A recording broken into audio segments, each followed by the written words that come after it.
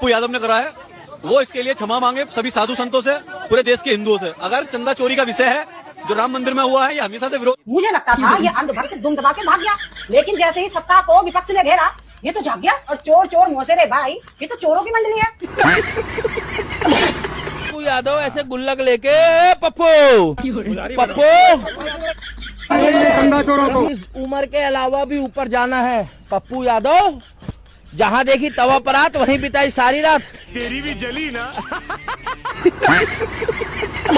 मैं इन अंधभक्तों से सिर्फ इतना पूछना चाहता हूँ कि जब भगवान जी को मोदी जी पतंग बनाकर उड़ाते हैं तब तुम्हारी भावनाएं आहत नहीं होती? जब बीजेपी के कार्यकर्ता स्वागत के लिए हनुमान जी को नचाते हैं तब तुम्हारी भावनाएं आहत नहीं होती? गई पप्पू यादव ने सदन में भगवा वस्त्र पहनकर ये दिखाया कि राम मंदिर में चोरी कैसे हुई, तो कुछ बीजेपी के अंधभक्त इस पर टिप्पणी करते हैं और कहते हैं इससे हमारी आस्था को ठेस पहुंची। अब आप राम भक्त नहीं हो, आपको भगवान से कोई लेना देना नहीं, आप बीजेपी के अंधभक्त हो।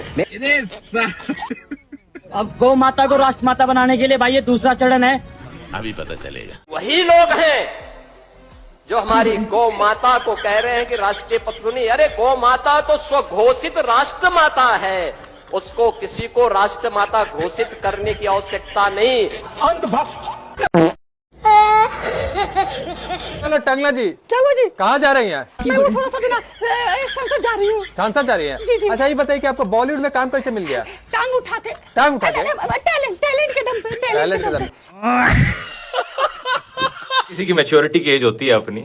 कुछ लोग 30 साल पे मैच्योर हो जाते हैं, कुछ लोग 40 पे होते हैं, लेकिन प्रधानमंत्री जी थोड़ा देर आए दुरुस्त आए, लेकिन 75 साल पे इनकी फाइनली वो मैच्योरिटी आ गई है इनके अंदर कि इन्हें एहसास हो गया है कि गालियां देनी बुरी बात है।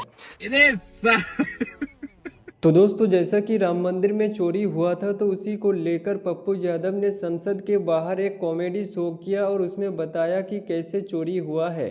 और इतना ही नहीं, साथ ही इन अंधभक्तों की अच्छे से धुलाई भी होने वाली है। तो इस वीडियो में आपको बहुत मज़े भी आने वाले हैं, तो बने रहना है वीडियो में एंड तक। तो बिना किसी देर के करते हैं वीडियो को स्टार्ट। पार्लियामेंट में गजब सांसद लोग मजे ले रहे हैं। पप्पू यादव जी पुजारी बने हुए हैं। राम मंदिर में जो चोरी हुई है, चंदा चोरी हुई है, उसको लेके ये लोग नाटक कर रहे हैं, जिसमें राहुल गांधी जी जब दान पात्र में पैसे डालने जाते हैं उससे पहले ही पप्पू यादव उसको लेके अंदर रख ले रहे हैं। मतलब क्या माहौल है। शरारती बच्चों ने भद्दी भद्दी गालियां बोली, किसी भी सभ्य समाज को शोभा न दे ऐसे शब्दों का प्रयोग किया। मुझे तो गालियां दी गई, मेरी स्वर्गीय माता को भी गालियां दी। मुझे देखकर अच्छा लगा कि फाइनली 75 साल की उम्र पर जाकर हमारे प्रधानमंत्री जी ने सीख लिया है कि गालियां देनी बुरी बात होती है। हर किसी की मैच्योरिटी की एज होती है अपनी। कुछ लोग 30 साल पे मैच्योर हो जाते हैं, कुछ लोग 40 पे होते हैं, लेकिन प्रधानमंत्री जी थोड़ा देर आए दुरुस्त आए, लेकिन 75 साल पे इनकी फाइनली वो मैच्योरिटी आ गई है इनके अंदर कि इन्हें एहसास हो गया है कि गालियां देनी बुरी बात है। मैं चाहूंगा कि अब यही ज्ञान जरा अपने अंधभक्तों और बीजेपी आईटी सेल वालों को भी दे दो, क्योंकि वो भी कमेंट सेक्शन में रोज आकर गालियां देते हैं, और सिर्फ मुझे ही नहीं, देश के बहुत सारे लोगों को वो माँ बहन की गालियां देते रहते हैं। अभी इन सारे अंधभक्तों की मैं भी अपॉलॉजी एक्सेप्ट करता हूं जो इन्होंने मुझे माँ बहन की गालियां दी है। तो लेने के देने पड़ गए। जी अपने नाम के आगे पप्पू यादव लगा रहा है, तो एक बात बता, तू राम वाला है कि नहीं है? आज तू राम मंदिर का चंदा कहा। अब मैं इन अंधभक्तों से सिर्फ इतना पूछना चाहता हूँ कि जब भगवान जी को मोदी जी पतंग बनाकर उड़ाते हैं तब तुम्हारी भावनाएं आहत नहीं होती? जब बीजेपी के कार्यकर्ता स्वागत के लिए हनुमान जी को नचाते हैं तब तुम्हारी भावनाएं आहत नहीं होती? गई पप्पू यादव ने सदन में भगवा वस्त्र पहनकर ये दिखाया कि राम मंदिर में चोरी कैसे हुई, तो कुछ बीजेपी के अंधभक्त इस पर टिप्पणी करते हैं और कहते हैं इससे हमारी आस्था को ठेस पहुंची। अब मैं अब गौ माता को राष्ट्र माता बनाने के लिए भाई ये दूसरा चरण है। गौ माता को राष्ट्रीय माता हर कोई बनाना चाहता है, हिंदू भी चाहता है, मुस्लिम भी चाहता है, सिख भी चाहता है, इसमें कोई दो राय नहीं है। तुम राष्ट्रीय माता बना लो, लेकिन उससे पहले बाबा जी को तो मना लो। अंधभक्त ये लोग हैं जो हमारी गौ माता को कह रहे हैं कि राष्ट्रीय पशु नहीं। अरे गौ माता तो स्वघोषित राष्ट्र माता है, उसको किसी को राष्ट्र माता घोषित करने की आवश्यकता नहीं। मैंने तो सबको माफ कर दिया यहाँ पर, सर आपने माफ नहीं करा, आप पीछा छुड़ा रहे हो यहाँ पे। न जाने कितना भद्दा स्वरूप था, लेकिन मैं आज बात करना चाहता हूँ कि बचपन में गलतियां होती हैं और बचपन में गलतियों से सुधरने का अवसर भी होता है, और यही तो बचपना है। सर बचपन में तो गलतियां होती है, आपने बता दिया, लेकिन आपके आईटी सेल के बुढ़े अभी तक क्यों गलती कर रहे हैं? इनफैक्ट एक नेता तो सर आपकी पार्टी में ऐसे हैं जिन्होंने भाषण के अंदर मुजरा शब्द का यूज यहां पर कर लिया था। 50 करोड़ की गर्लफ्रेंड, पता नहीं कैसी कैसी बातें कर चुके हैं। सर कौन है वो आपकी पार्टी के बुढ़े, जरा बताओ ना। समय है इन बच्चों को गले लगा करके राह दिखाने का। एक गुमराह बच्चे हैं, उनको राह दिखाना हमारा काम है। अरे सर पहले अपने आप को तो राह दिखा लो सही तरीके से, बच्चों को राह बाद में दिखाना। कौन लोग हैं जिनकी भावनाएं आहत हो गई क्योंकि पार्लियामेंट के बाहर चढ़ावा चोरी पर एक नाट्य रूपांतर हुआ?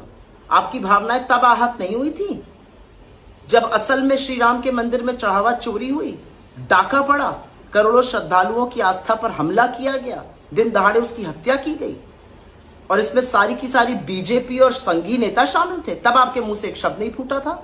आपकी भावनाएं तब आहत नहीं हुई थी जब नितिन नवीन के काफिले में हनुमान जी की वेशभूषा में एक व्यक्ति को नचाया गया था?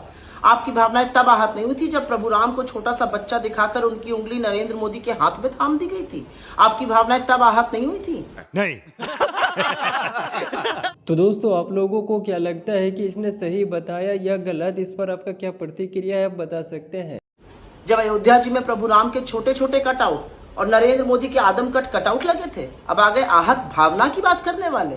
श्री राम के मंदिर में चढ़ावा चोरी हुई, करोड़ों हिंदुओं की आस्था पर प्रहार हुआ, हमला हुआ, विश्वासघात हुआ, और तब आपके मुंह से एक शब्द नहीं फूटा। अब आपकी भावनाएं आहत हो रही हैं। आप ढोंगी हिंदू है, ना आपका धर्म से कुछ लेना है, ना कर्तव्य से कुछ लेना है। आप श्री राम के व्यापारी ही हैं, कभी पुजारी नहीं बन सकते हैं। यह असलियत है। अब आगे बात करने भावना आहत की।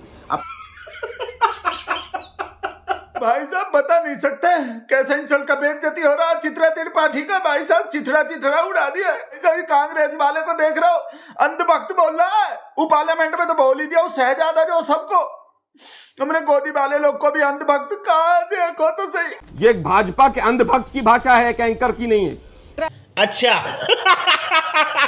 भक्ति नहीं खाली अनपढ़ भी बोल रहा है कोई एक। पता नहीं अनपढ़ लोग किस तरह से कोई भी स्टेटमेंट देके चले जाते हैं आगे। भाई साहब गूगल करने को भी बोल रहा है, मतलब एक तरह से ही बोल रहा है।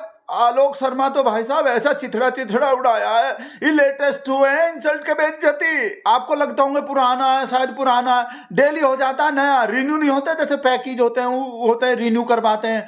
कोई नेटफ्लिक्स का भाई रिन्यू करवा लो अपना, है वो जो फोन जो, तो गूगल करने को भी बोल रहे हैं, मतलब बोल रहे हैं, कुछ अकल ही नहीं है। चित्रा जी आपने गूगल थोड़ा सा कर लेते तो बहुत अच्छा रहता। तो दोस्तों फाइनली वीडियो का हो चुका एंड, और इस अनभक्तों के लिए आप क्या कहना चाहेंगे अपना कमेंट में ज़रूर बताइएगा। और उम्मीद करता हूँ कि वीडियो आपको पसंद आई होगी। तो चैनल पे नए हैं तो चैनल को अभी तक सब्सक्राइब नहीं किया तो सब्सक्राइब कर ले, ताकि आपको इस तरीके के मज़ेदार वीडियो मिलती रहे। तो मिलते हैं किसी और दूसरे वीडियो को लेकर, तब तक के लिए अपना ख्याल रखिए। Bye bye.